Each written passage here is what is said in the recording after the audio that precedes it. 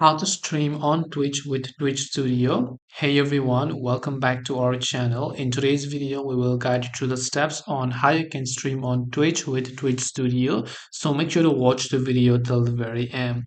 Now to stream on Twitch with Twitch Studio, first of all, open up the Twitch Studio application over here. And once you launch Twitch Studio, first of all, before what used to happen was you didn't have the Twitch Studio application. You had to stream using Streamlabs or Cake or OBS Studio, any of the platform that was available for streaming. But now Twitch has officially released their own app known as Twitch Studio. And once you go ahead and open up the Twitch Studio over here, you should be able to select a stream settings. And here you can see the start stream option. Click the start stream option to set up your Twitch Studio for streaming. This way you'll be able to set up Twitch Studio for streaming. Hope this video was very helpful. If you have got any more questions, then feel free to also leave them down below. Thank you for watching till the very end of this tutorial and see you soon in the next video.